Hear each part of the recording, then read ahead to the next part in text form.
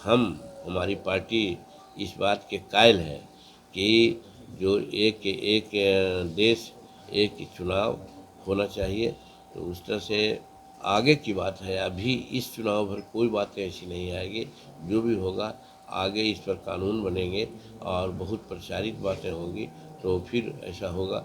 और बात सही है कि एक देश एक चुनाव होना चाहिए।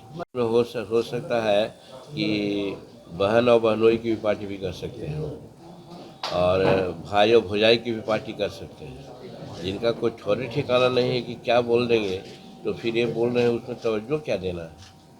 इंडिया अलायंस की सीट बंटवारों पर आप लोग सवाल उठाते रहते हैं, आप लोग का भी तस्वीर अभी तक साफ नहीं हुआ है। सवाल है एनडीए से हमको मतलब क्या है। एनडीए जो भी अपना करें उससे हमको कोई मतलब नहीं। हम लोग एनडीए के पार्टनर हैं। एनडीए में सब लोग एक साथ बैठेंगे और बैठने के बाद इस पर डिसीजन होगा।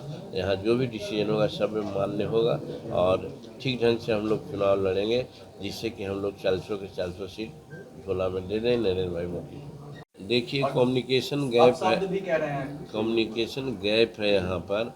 हम समझते हैं कि कोई भी पदाधिकारी जो आईएएस है और सीनियर आईएएस है, उसको तो चीफ मिनिस्टर के बातों पर रहना ही चाहिए, चाहे कोई भी हो। अगर चीफ मिनिस्टर जी की बात शायद लिखित रूप में न मिली होगी, इसलिए वैसा कह रहे होंगे। चीफ मिनिस्टर ने बाद में घोषणा किया और कहा कि हम उनसे बात करेंगे, और चीफ मिनिस्टर खुद कहते हैं कि वो ईमानदार पदाधिकारी है।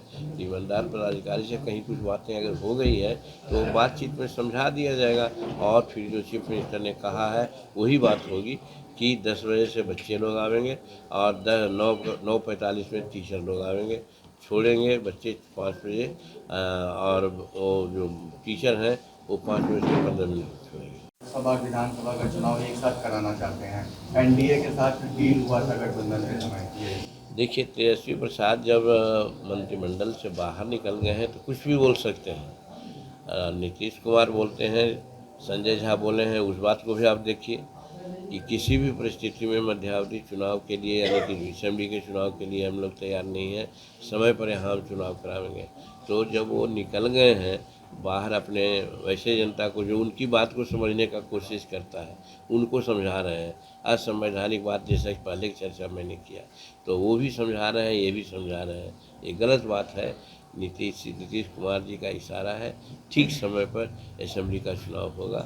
मध्यावधि चुनाव होने का कोई सवाल नहीं। कैसा राजनीति करते हैं ये समझ में नहीं आता है कि उनको नेता विरोधी दल के हैसियत से विधानसभा में रह करके सरकार के बारे में अपनी बात बोलते, लेकिन वो न बोल करके वो बाहर जा कर के बोल रहे हैं और सिर्फ ऐसी घटिया बात बोल रहे हैं जिससे हमको आश्चर्य होता है।